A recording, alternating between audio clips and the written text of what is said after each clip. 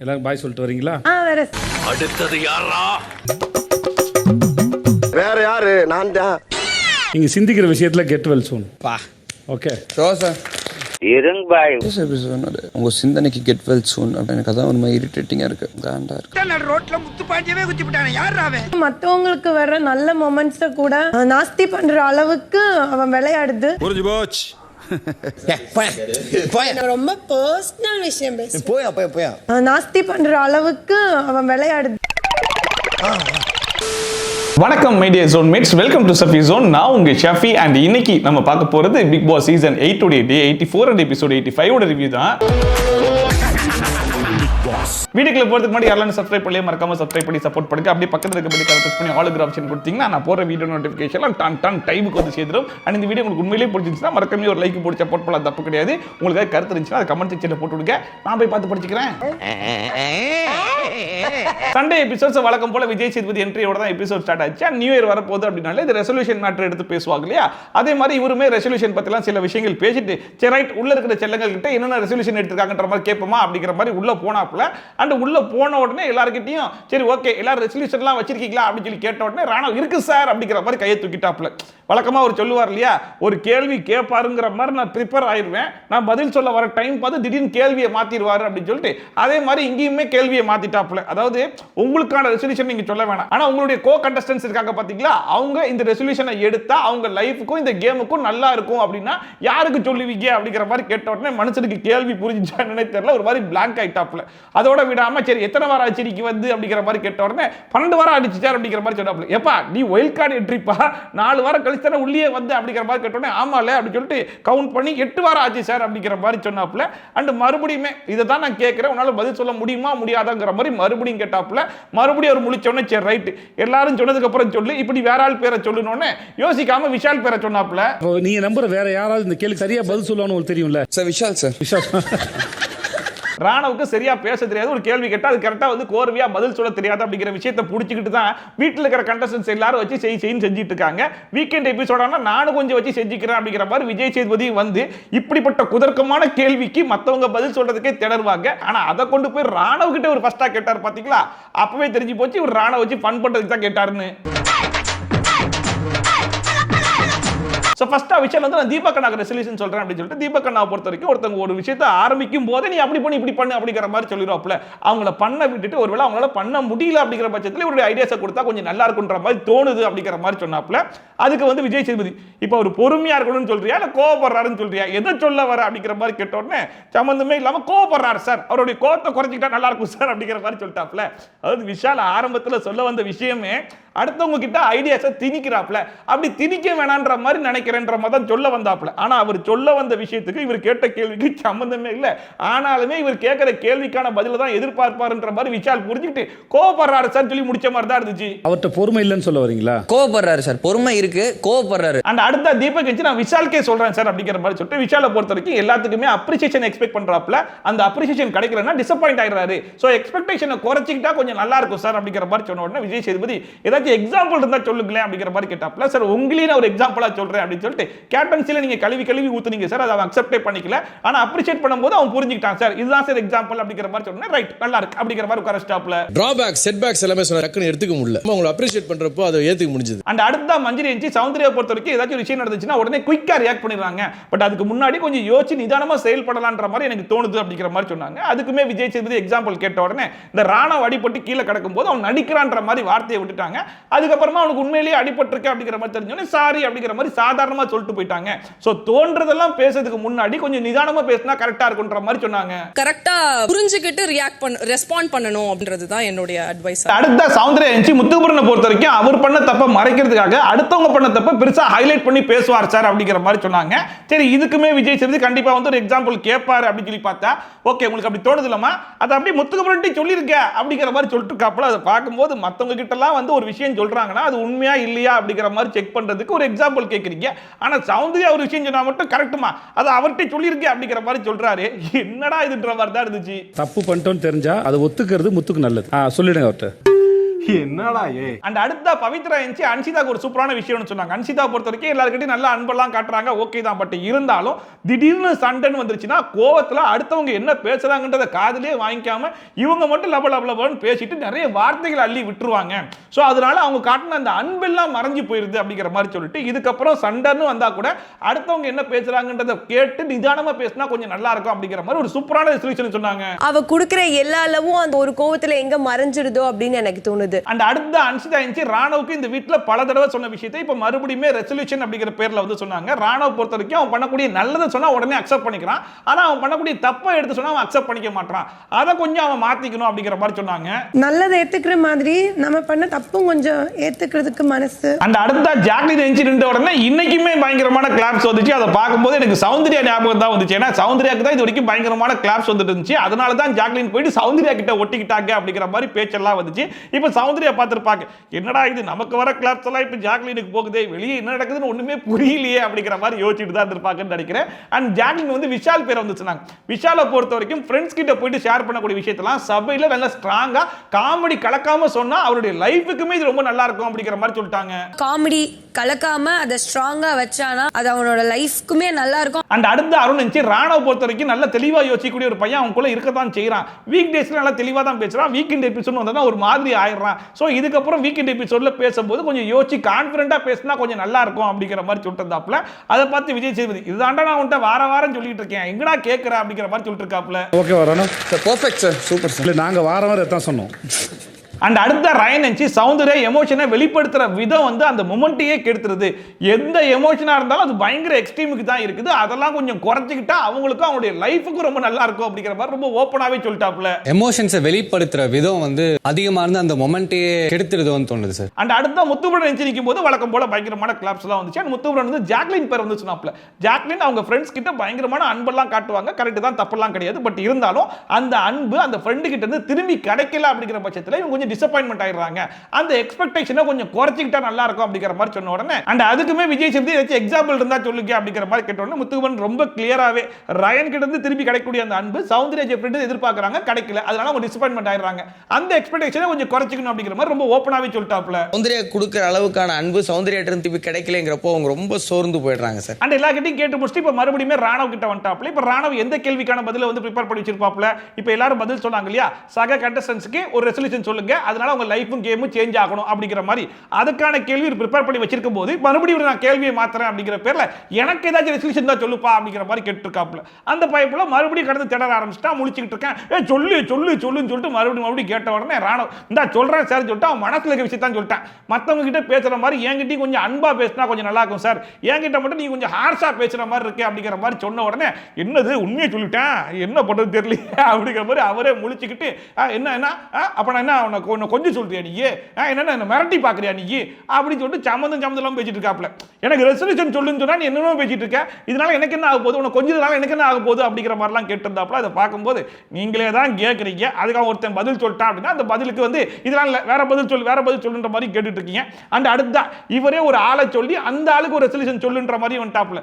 ரயனுக்கு சொல்லு அப்படிங்கிற மாதிரி கேட்டோன்னா அதுக்குமே வந்து அவன் கிளியரா சொல்லிட்டான், சார் அவன் குரூப்லயே ஆடுற மாதிரி இருக்கு, ஸோ குரூப்பை விட்டு கொஞ்சம் வெளியே வந்தா கொஞ்சம் நல்லா இருக்குன்ற மாதிரி சொன்ன உடனே அப்படி சொல்லக்கூடாது, நான் என்னென்ன வார்த்தைகள்லாம் சொல்றேனோ அதெல்லாம் அப்படி திருப்பி சொல்லு அப்படிங்கிற மாதிரி இந்த சொன்னதை திருப்பி சொல்லுமாம் கிளிப்பிள்ளை அப்படிங்கிறத கேள்விப்பட்டிருப்பீங்க பாத்தீங்களா. அந்த மாதிரி விஜய் சேதுபதி சில வார்த்தைகளை போட்டு இப்படித்தான் சொல்லணும் அப்படிங்கிற மாதிரி ஒரு சொல்ல ராணவ் அதை ரயனை பார்த்து திருப்பி சொல்லிட்டு இருந்தாப்ல. அதை பார்க்கும்போது வேணும்னே இன்சல்ட் பண்றாரோ அப்படிங்கிற மாதிரி தான் தோணுச்சு. ஏன்னா அந்த பையன் வந்து தெரிஞ்ச முகம் கிடையாது, ஃபேம் கிடையாது, அதனால ஈஸியா அடிச்சுட்டு போயிடலான்ற மாதிரி தான் பண்ணிட்டு இருக்காருன்ற மாதிரி தான் இருந்துச்சு.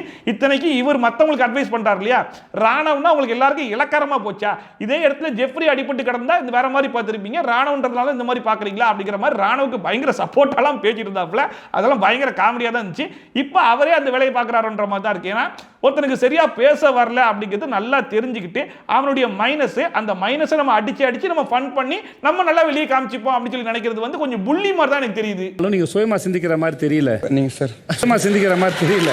அண்ட் இது எல்லாத்தையும் சொல்லிட்டு என் நேரம் உங்ககிட்ட மாட்டிட்டு முழிக்கிறேன் பாரு அப்படிங்கிற மாதிரி சொன்ன உடனே தீபக் எஞ்சி சார் நாங்க தான் ராணவட்ட மாட்டிட்டு முழிக்கிறோம்னு சொல்லி பார்த்தா உங்களே வச்சு செஞ்சுட்டானே சார் அப்படிங்கிற மாதிரி சொன்னா விஜய் சேதுபதி சொல்றாப்புல அவன் ரொம்ப தெளிவான ஆள் சார், இல்லனா குழப்பறதுக்காக தான் நான் உள்ள வந்திருக்கேன்ற மாதிரிலாம் அவன் பேசுவானா அப்படிங்கிற மாதிரி கட்டுன்னு ராணா வெஞ்சி சார் அப்படிலாம் சொல்லாதீங்க சார், மாதிரி கஷ்டமா இருக்கு சார் அப்படிங்கிற மாதிரி சொன்னாரா. உடனே அதுக்குமே விஜய் சேதுபதி சார் நீங்க நடிக்காதீங்க சார், நீங்க யாருன்றதுலாம் எனக்கு தெரியும் சார் அப்படின்னு சொல்லிட்டு அதுக்குமே அவனுக்கு முக்க கொடுத்து உட்கார வச்சாப்ல. அதை பார்க்கும்போது ராணா கொஞ்ச நேரத்துக்கு முன்னாடி சார் என்கிட்ட கொஞ்சம் அன்பா பேசுங்க சார், மத்தவங்கலாம் அன்பா பேசுறீங்க, என்கிட்ட மட்டும் கொஞ்சம் ஹார்ட்ஸா பேசுறீங்க அப்படிங்கறத ரொம்ப ஓப்பனா சொல்லி விட்டான் இல்லையா. அதனால காண்டாயி கொஞ்சம் வச்சு செஞ்சு விட்ட மாதிரி தான் இருந்துச்சு. யாராவது சொல்லுவாங்களா இந்த மாதிரி சொல்லாதீங்க சார், கஷ்டமா இருக்கு சார், நீங்க நடிக்காதீங்க சார், ரொம்ப கஷ்டமா இருக்கு சார் அண்ட் எல்லாத்தையும் சொல்லிட்டு கடைசியா நீங்க சிந்திக்கிற விஷயத்துல கெட் வெல் சூன் அப்படிங்கிற மாதிரி பயங்கரமா மோக கொடுத்து உட்கார வச்சிட்டாப்ல. நீங்க சிந்திக்கிற விஷயத்துல get well soon sir. And ரயனுக்கு சொல்லுங்க அப்படிங்கிற மாதிரி இவர் கேட்டாப்ல. ரயனுக்கு வந்து குரூப்பை விட்டு வெளியே வந்து இண்டிவிஜுவல் கேம் விளையாடுங்க அப்படிங்கிற மாதிரி சொன்னாப்ல. ஆனாலுமே மறுபடியுமே இவர் ரயனுக்கு யாருமே சொல்லல, நான் சொல்றேன் அப்படிங்கிற மாதிரி சொல்லிட்டு தயக்கப்படுறீங்க, இந்த தயக்கத்தை மட்டும் தூக்கி போடுங்க, நியூ ஸ்கில்ல லேர்ன் பண்ணுங்க அப்படிங்கிற மாதிரி சொன்னாப்ல. அடுத்து அருணுக்குமே யாரும் சொல்லலன்னு சொல்லிட்டு அருண் கோவத்துல சில வார்த்தைகளை விட்டுறீங்க பாத்தீங்களா, அதை கொஞ்சம் மாத்திக்கோங்க, பழச வச்சே ஓட்டுற மாதிரி இருக்கு, நீங்களுமே கொஞ்சம் நியூ ஸ்கில்ல வந்து லேர்ன் பண்ணா நல்லா இருக்கும் அப்படிங்கிற மாதிரி சொல்லிட்டு போது அடுத்த மஞ்சள் எஞ்சி சார் எனக்கு ஏதாச்சும் சொல்லுங்க சார் அப்படிங்கிற மாதிரி கேட்டு உனக்கு சொல்றதுக்கு எதுவுமே இல்லமா, நீ கேம சூப்பரா ஆடிட்டு இருக்கமா, செம்மையா ஆடிட்டு இருக்க, எதுவுமே இல்லமா அப்படிங்கிற மாதிரி சொல்லிட்டு இருந்தாப்ல. அடுத்த பவித்ரா நான் ஆல்ரெடி சொன்ன மாதிரி தான் உன்னுடைய கம்ஃபர்ட் ஜோனை விட்டு வெளியே வாமா, ஒவ்வொரு வாட்டியும் மஞ்சரி வந்து முட்டையை உடைச்சி ஊத்துனாதான் நீங்க வெளியே தெரிவிங்கன்ற மாதிரி நீங்க வச்சு கூடாதுமா அப்படிங்கிற மாதிரி சொல்லிட்டு இருந்தாப்ல. அதை பார்க்கும்போது மஞ்சரி அங்க நக்கலா நையாண்டியா ஒன்று சொன்னாங்க பாத்தீங்களா, அதுக்கு சப்போர்ட் பண்ணி இவரும் பேசுற மாதிரி தான் இருந்துச்சு. அதாவது மஞ்சரி அப்படி பண்ணதுனால மட்டும்தான் பவித்ரா வெளியே தெரிஞ்சிட்டாங்க அப்படிங்கிறத இவருமே இங்க பதிவு பண்றாரோன்ற மாதிரி தான் இருந்துச்சு. இந்த மஞ்சரி வாயில முட்டை போட்டாங்கல்ல, நடந்தாதான் இல்லாம நீங்க திருப்போங்க. அண்ட் அடுத்து இப்போ நீங்க ஓட்டு கேட்க போறீங்க அப்படிங்கிற மாதிரி சொன்னாப்ல. தனக்கு தானே ஓட்டு கேட்க போறாங்களான்னு சொல்லி பார்த்தா அப்படி கிடையாது, அடுத்தவங்களுக்கு ஓட்டு போடக்கூடாது அப்படிங்கிற மாதிரி நீங்க கேட்கணும் அப்படிங்கிற மாதிரி சொன்ன உடனே ஃபர்ஸ்டா மஞ்சரி எஞ்சி ராணவுக்கு சொல்லுவேன் சார், குழப்பம் பண்றதே ஒரு ஸ்ட்ராட்டஜியா வச்சு விளையாடுறது வந்து டிசர்விங் கண்டஸ்டன்ட் மாதிரி தெரியல, அதனால ராணவுக்கு ஓட்டு போடாதீங்க அப்படிங்கிற மாதிரி சொன்னாங்க. அண்ட் அடுத்த முத்துமுருகன் எஞ்சி சௌந்தர்யாக்கு ஓட்டு போட வேணாம்னு சொல்லுவேன் சார் அப்படிங்கிற மாதிரி சொன்ன உடனே ஆடியன்ஸ் சைடில் அப்படி ஒரு கிளாப்ஸ். அதாவது நாங்கள்லாம் வந்து மக்களுக்கு சில விஷயங்களை கன்வே பண்ற மாதிரி சில சைட்ல வந்து சீரியஸாலாம் பேசுறோம், பட் அந்த இடத்துல கூட சௌந்தர்யா என்ன பண்றாங்கன்னா அதெல்லாம் நல்லா இல்ல அப்படிங்கிற மாதிரி எஞ்சி போவாங்க, இல்லனா அந்த இடத்துல அட்டென்ஷன் சீக் பண்ற மாதிரி சில விஷயங்கள் வந்து பண்ணுவாங்க.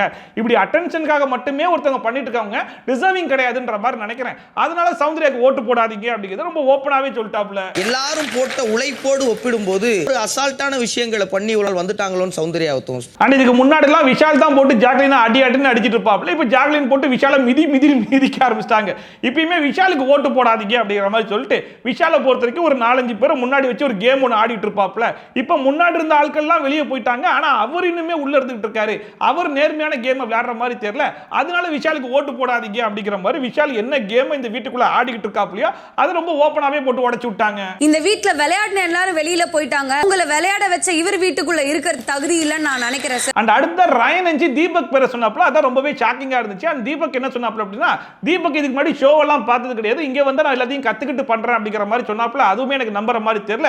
அண்ட் கூடவே தீபக் அண்ணா உண்மையா இருக்கிற மாதிரி தெரியல, அவருடைய எமோஷன்ஸ்லாம் கொஞ்சம் கண்ட்ரோல் பண்ணி கொஞ்சம் ஃபேக்கா இருக்கிற மாதிரி தான் எனக்கு தோணுது, அதனால தீபக் அண்ணா இந்த வீட்டுக்குள்ள இருக்க வேணான்ற மாதிரி எனக்கு தோணுது, அதனால தீபக் அண்ணாக்கு நீங்க ஓட்டு போடாதீங்க அப்படிங்கிற மாதிரி சொன்னாப்ல. அது பார்க்கும்போது தீபக் ரயன் வந்து பயங்கர க்ளோஸ், பட் இருந்தாலுமே வெளியிருந்து பார்க்குற நமக்கே தீபக் வந்து எது வந்தாலும் மூஞ்சி நேரம் அடிச்சு விட்டுறாப்புல, எது வந்தாலும் ரூடா பேசிடுறாப்புல, என்னடா இந்த மனுஷன் இவ்வளோ ஓப்பனா இருக்காரு அப்படிங்கிற மாதிரி யோசிச்சுட்டு இருந்தோம்.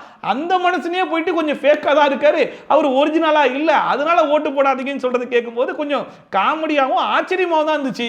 தீபக் சார் இந்த கேமுக்கு 100% அவருடைய கேரக்டர் காட்டலன்ட்டு எனக்கு தோணுது, அதனால அவருக்கு வாக்கு செலுத்த வேண்டாம்னு நான் நினைக்கிறேன். அடுத்த அரும்பு சதவீதம் பவித்ராக்கு ஓட்டு போடாதீங்க அப்படிங்கிற மாதிரி சொல்லிட்டு இந்த பிக் பாஸ் ஷோவை நான் ஒர்க் ஷாப் மாதிரி பார்க்குறேன். இந்த வீட்டுக்குள்ள வந்து நம்ம நிறைய விஷயங்களை நம்ம வந்து எஃபோர்ட் போட்டு எடுத்து பண்ணி அதனால வந்து நம்மள நிறைய திருத்திக்கிட்டு இந்த மாதிரி பல விஷயங்களை வந்து பண்ணிட்டு இருப்போம். பட் வந்த நாள்ல இருந்து இப்போ வரைக்குமே பவித்ரா அவங்க கம்ஃபர்ட் ஜோன்ல மட்டுமே இருக்காங்களே தவிர்த்து அதை விட்டு வெளியே வரவே இல்லை, அதனால அவங்களுக்கு ஓட்டு போடாதீங்க அப்படிங்கிற மாதிரி ரொம்ப ஓப்பனாவே சொல்லிட்டாப்ல. அந்த ஒரு களத்துக்கு அவங்க இன்னும் நகரலையோ வந்து பவித்ராவுக்கு ஓட்டு போட வேணாம் அப்படின்னு மக்கள் கிட்ட கேட்டு. அண்ட் அடுத்த தீபக் மேல் ராணுவுக்கு ஓட்டு போடாதீங்க அப்படிங்கிற மாதிரி சொல்லிட்டு இந்த வீட்டுக்குள்ள மற்ற கண்டஸ்டன்ஸ் எல்லாருமே பயங்கரமா எஃபோர்ட் போட்டு வின் பண்றதுக்காக ட்ரை பண்ணிட்டு இருக்கோம்.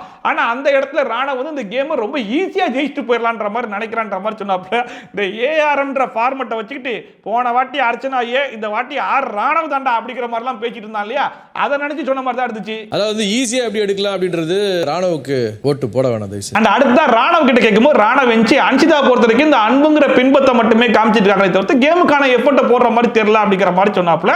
எல்லாரும் வந்து சொல்லும் போது அப்படியே பச்சை உட்காருங்க அடுத்தவங்க சொல்லிட்டு போயிடறாரு இல்லையா. பட் ராணவன் வரும்போது மட்டும் இவர் மறுபடியும் உன்னை கொடை வேண்டாம் உன்னை குத்து வேண்டாம் அப்படிங்கிற பேர்ல கேட்டாப்ல, என்ன அன்சிதா அவர் என்ன சொல்ல வராருன்றது உங்களுக்கு புரிஞ்சிருச்சா அப்படிங்கிற மாதிரி கேட்டாப்ல. உடனே அன்சிதா இருந்துச்சு, ஏதோ அன்புன்னா பிம்பம்னு எனக்கு ஒன்றும் புரியல சார் அப்படிங்கிற மாதிரி சொன்ன உடனே புரியுற மாதிரி சொல்லுங்க அப்படிங்கிற மாதிரி சொன்னாப்ல. அப்போ உடனே ராணவ் வந்து நீங்க வந்து அன்பை மட்டுமே இந்த கேம்ல காட்டிக்கிட்டு இருக்க மாதிரி தெரியுது, அதை தாண்டி கேமுக்கான எஃபோர்ட் போட்ட மாதிரி தெரியலன்னு ரொம்ப தெளிவா கிளியரா அந்த மனுஷன் சொன்னாலுமே விஜய் சேதுபதி இல்லப்பா இதுக்கு முன்னாடி கொஞ்சம் கெத்தா அந்த பிம்பம்ன்ற வார்த்தையெல்லாம் போட்டு நீ நல்லா சூப்பரா அந்த மாதிரி சொன்னீங்க, அப்படி சொல்லு இப்படி சொல்லுன்னு இருந்தாப்புல. அதை பார்க்கும்போது ஐயோ ஐயோ, நல்லா பேசுற முத்துக்குமரன்லாம் இவர் கொண்டு போய் வாயை விடவே மாட்டாப்புல. அவர் நல்லா பேசிட்டாருன்னா அந்த காண்டில் அவனை மொக்க பண்றதுக்கு சில விஷயங்கள்லாம் பண்ணுவார் இல்லையா, அந்த மாதிரி ஒருத்தனுக்கு பேச தெரியலன்னும் போது அதை யூஸ் பண்ணி இவர் வெளியே காமெடி பண்ணி ஃபன் பண்ணி பாத்தீங்களா எப்படிலாம் பண்ணிட்டேன் பாத்தீங்களா, இந்த ஷோ எவ்வளவு காமெடியா கொண்டு போயிட்டேன் பாத்தீங்களா, அந்த மாதிரி பண்றதுக்கு எதுவும் ட்ரை பண்றாரா? அதுக்கு உங்களுக்கு ராணவன்ற ஒரு இழிச்சமாக தான் கிடைச்சானா என்னடா இது?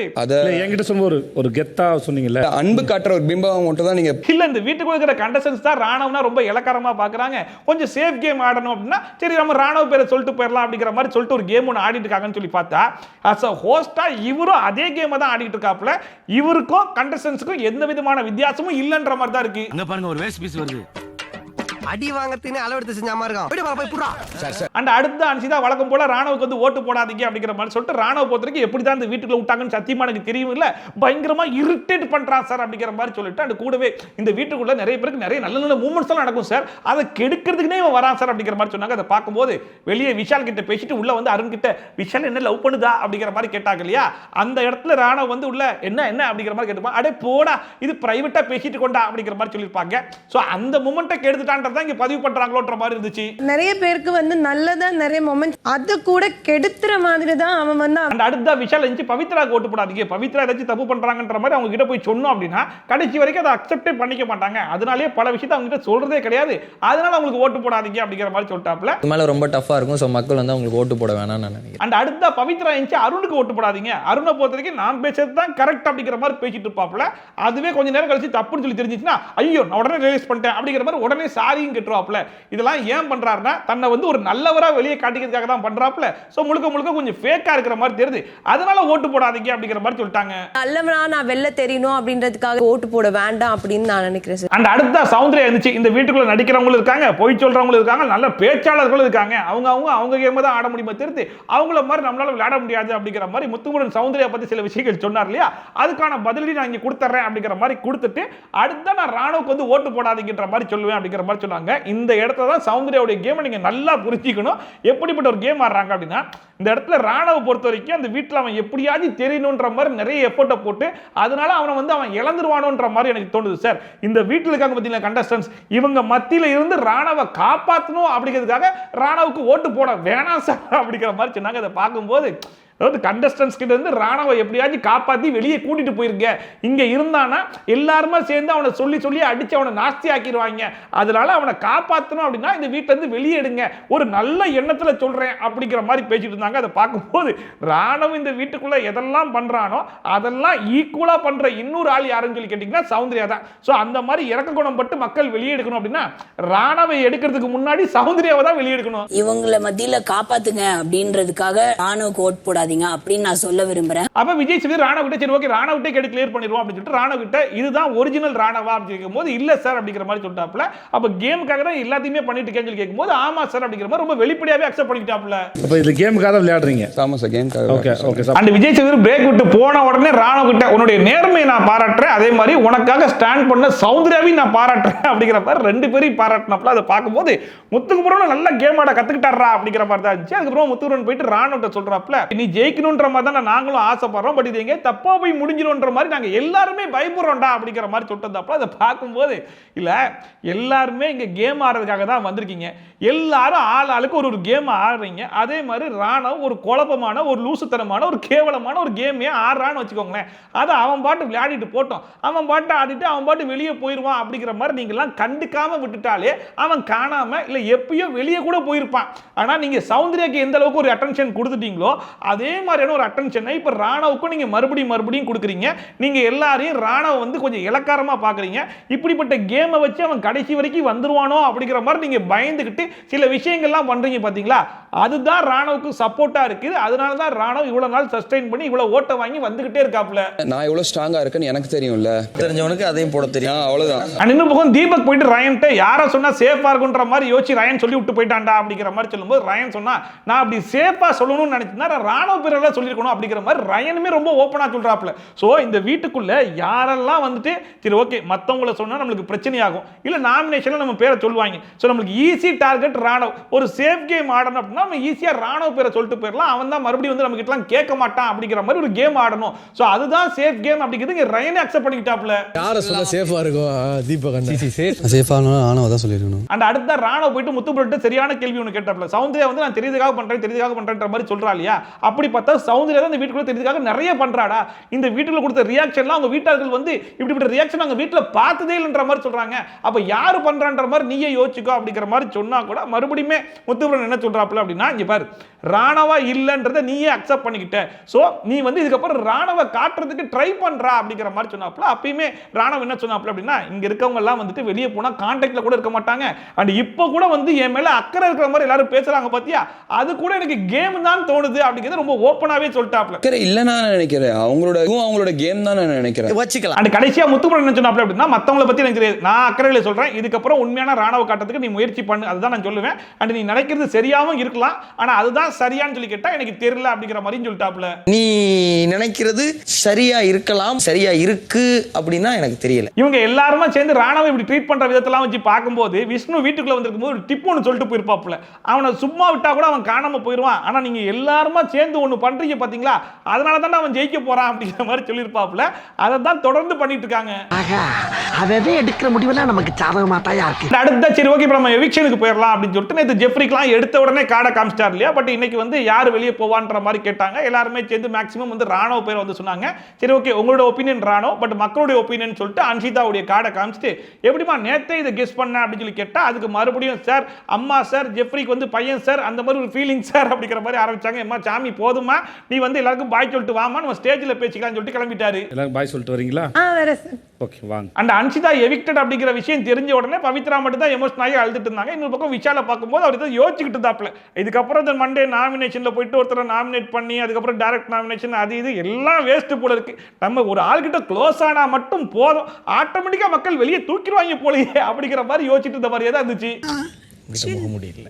அண்ட் வழக்கமா இவருக்கு க்ளோஸ் ஆனவங்க யாராச்சும் வெளியே போகும்போது ஒரு கிஃப்ட் கொடுப்பார் இல்லையா, அந்த மாதிரி ஒரு செயினை கழட்டி இது வரைக்கும் இதை யாருக்கிட்டையும் கொடுத்தது இல்லை, ஒரு தடவை உங்ககிட்ட தான் கொடுக்குறேன் அப்படிங்கிற மாதிரி அசின் கிட்ட கொடுத்துட்டு அப்புறமா அந்த பேரை சொல்லு அப்படிங்கிற மாதிரி கிட்ட இருந்தாப்புல இருறா அப்புறமா சொல்றேன்னு சொல்லி சொன்னோன்னே இல்லை நீ சொல்லுனாங்க. அப்ப நீ சொல்லணும்னா நீ ஃபர்ஸ்ட் சொன்னா நான் சொல்ல முடியும் அப்படிங்கிற மாதிரி சொல்லிட்டாங்க. என்ன பேருன்ற மாதிரி தெரியலன்ற மாதிரி இருந்துச்சு. ஆனா வேணாடா அது இல்ல பரவாயில்ல. அம்மா ஒரு வழியா அன்ஷிதா வெளியே வந்தோடனே அடம் பிடிச்சி அந்த பேர் என்ன அப்படிங்கிறத கேட்டு தெரிஞ்சுக்கிட்டாப்ல. அப்ப அன்ஷிதா வந்து இந்த பேர் உனக்கு தெரியாதா அப்படிங்கிற மாதிரி கேட்கும்போது தெரியும் இருந்தாலும் கன்ஃபார்ம் பண்ணிக்கணும்ல அப்படிங்கிற மாதிரி சொல்லிட்டாப்ல. அநேகமா அர்ணவ்ன்ற பேர் தான் அவங்க சொல்லியிருப்பாங்க போல இருக்கு. அது வந்து தெரிஞ்சு தெரியாத மாதிரி நடிச்ச மாதிரி தான் இருந்துச்சு. அதுக்கப்புறமா இது நடந்துட்டு இருக்கும்போது சில விஷயங்கள் சொன்ன உனக்கு ஞாபகம் இருக்குல்ல அப்படிங்கிற மாதிரி விஷயம் கேட்க எனக்கு ஞாபகம் இருக்கே அப்படிங்கிற மாதிரி கண்ணாட்டி ஒரு ரியாக்ஷன் கொடுக்கன்னு சொல்லி பண்ணிட்டு இருந்தாங்க.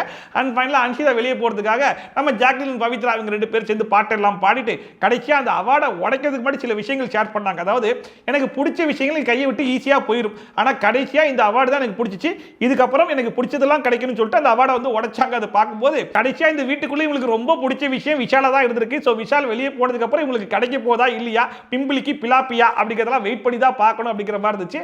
அப்புறமா ஒரு வழியா எனக்கும் பாய் சொல்லிட்டு வெளியே வந்து கிளம்பிட்டாங்க. அந்த அன்ஷிதா வெளியே போனதுக்கு அப்புறமா ஜாக்லின் போயிட்டு முத்துமரன் சொல்றாங்க எனக்கு ஒரு கனவு வந்துச்சு, அந்த கனவுல ஃபினாலே ஸ்டேஜ்ல நம்ம ரெண்டு பேர் கையை வந்து விஜய் சேதுபதி பிடிச்சிட்டு இருக்க மாதிரி இருக்கு அப்படிங்கிற மாதிரி சொல்லும்போது முத்துமரன் அப்ப என் கையை தான் பிடிச்சி தூக்குனார் அப்படிங்கிற மாதிரி கேட்கும்போது அந்த மாதிரி கனவுலாம் வரல அப்படிங்கிற மாதிரி சொல்லிட்டு இருந்தாங்க.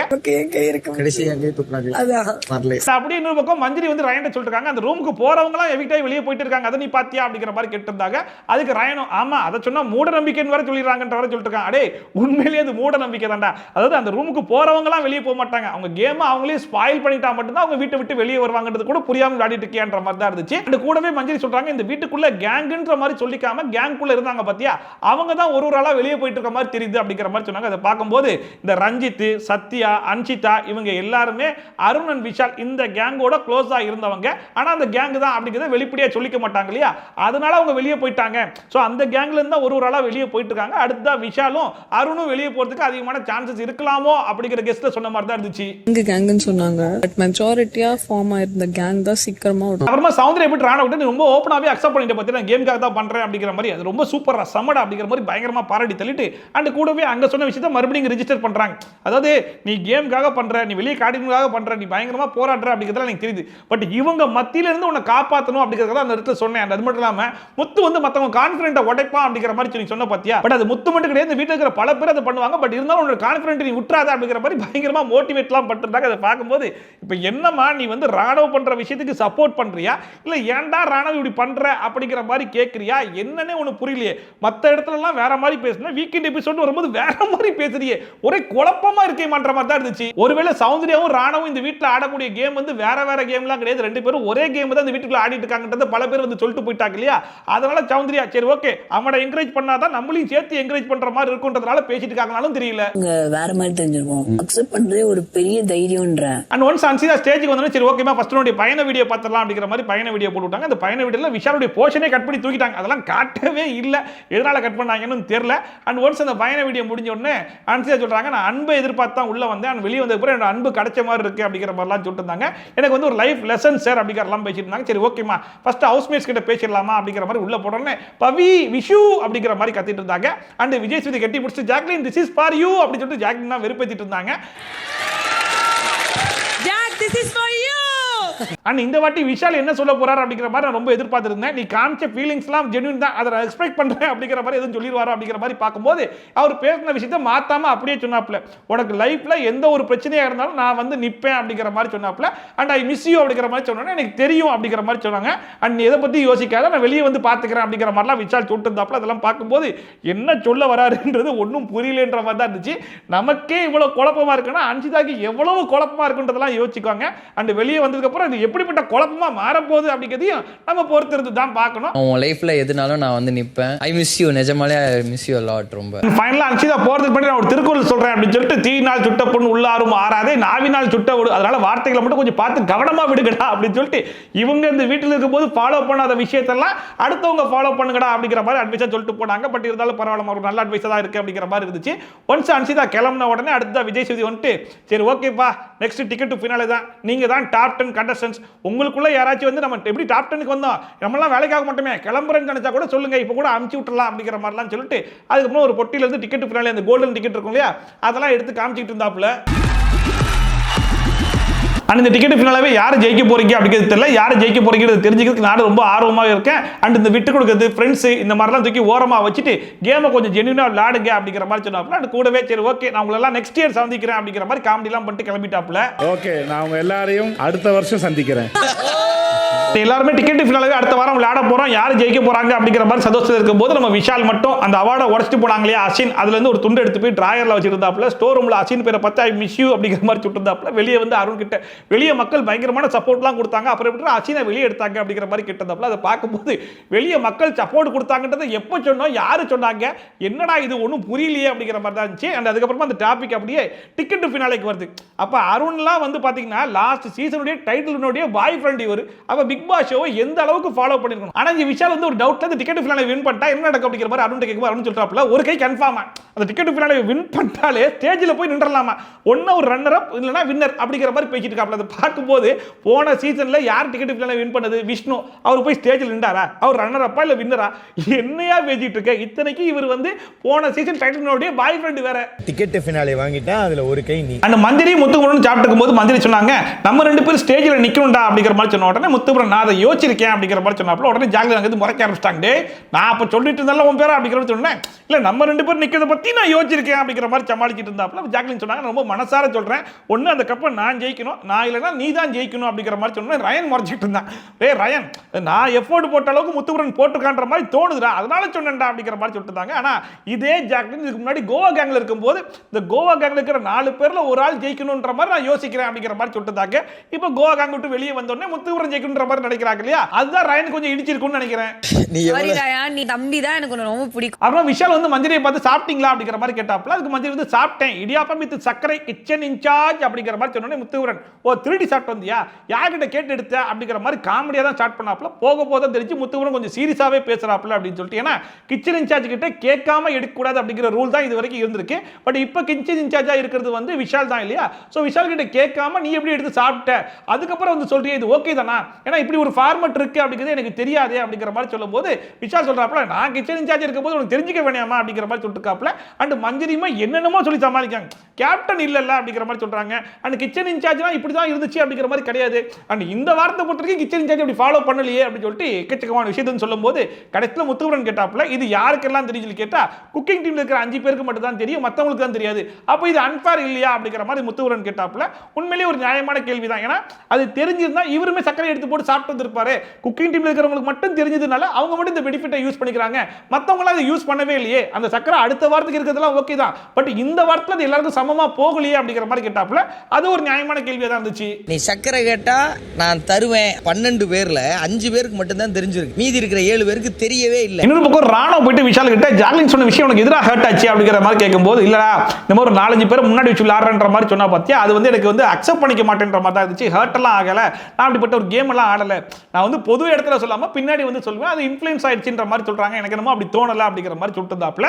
இன்னொரு பக்கம் ராணோ சொல்றாப்ல இன்னைக்கு விஜய் சேது வந்து உங்களுடைய சிந்தனைக்கு கெட் வெல் சூன் அப்படிங்கிற மாதிரி சொன்னார்ல, எனக்கு ஒரு மாதிரி இரிட்டேட்டிங்கா காண்டாயிருச்சுடா அப்படிங்கிற மாதிரி ரொம்ப ஓப்பனாவே சொல்லிட்டாப்ல. இதுக்கு மைக்கெல்லாம் அட்ஜஸ்ட் பண்ணி சொல்றாப்ல, இது விஜய் சேதுக்கு தெரியட்டும் அவர் கேட்கட்டும் அப்படிங்கிறதுக்காகவே சொன்ன மாதிரி தான் இருந்துச்சு. அண்ட் கூடவே என்ன சொல்றாப்ல அப்படின்னா இந்த வீட்டில் இருக்கவங்கலாம் சொல்றாங்க பத்தியா அதெல்லாம் பெருசாக அக்செப்டே பண்ணிக்க மாட்டேன், அதெல்லாம் எனக்கு ஒரு மேட்டரே கிடையாது, நான் எங்கேயும் ஆடிட்டு இருக்கேன், ஆனால் விஜய் சேதுபதி இப்படி சொல்லிட்டாரு அப்படிங்கிறது எனக்கு ஒரு மாதிரி இரிட்டேட்டிங் இருக்கு, எனக்கு காண்டா இருக்கு அப்படிங்கிற மாதிரி சொல்லிட்டாப்ல. அப்போ விஷால் வந்துட்டு இங்கே பாடுறா எல்லாருமே இண்டிவிஜுவல் கேம் தான் விளையாட ஆரம்பிச்சிருக்காங்க அப்படிங்கிற மாதிரி எதுவும் ஆரம்பிச்சாப்ல. அதுக்குள்ள எபிசோடே வந்து முடிச்சு விட்டாங்க.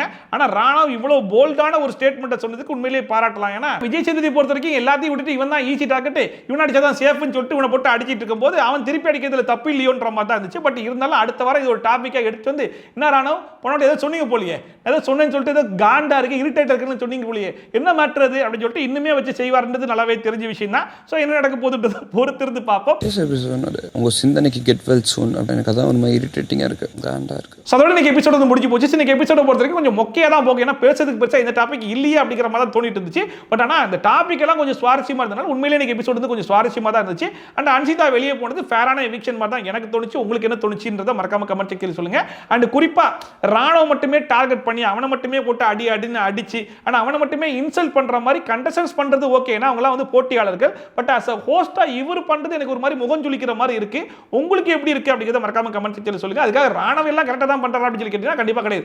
ராணோ பண்ற சில விஷயங்களும் பிடிக்காத மாதிரி தான் இருக்குது. பட் அஸ் அ ஹோஸ்டா இவர் எல்லாருமே கொஞ்சம் சமமா ட்ரீட் பண்ணோம் இல்லையா, பட் எல்லாரையும் விட்டு ராணோ மட்டும் கொஞ்சம் வேற மாதிரி ட்ரீட் பண்றாரோ அப்படிங்கிற மாதிரி தான் எனக்கு தோணுது. உங்களுக்கு என்ன தோணுது அப்படிங்கிறத மறக்காம கமெண்ட் செக்ஷன்ல போட்டு விடுங்க. அண்ட் இதே மாதிரி ட்ரோல்ஸ் அண்ட் ரிவ்யூஸ்லாம் கண்டிப்பா பார்க்கணும்னு நினைச்சீங்கன்னா மறக்காம சப்ஸ்கிரைப் பண்ணிட்டு பக்கத்துல இருக்க பெல் ஐகானை டான் தட்டி விட்டீங்கன்னா நான் போடுற வீடியோட நோட்டிஃபிகேஷன் டான் டைமுக்கு வந்து சேரும். சோ மீண்டும் சூப்பரான வீடியோட சூப்பரான ரிவ்யூவோட சூப்பரான ட்ரோலோட சந்திக்கிறேன். Bye from Shafi. டாடா பை அண்ட் டேக் கேர்.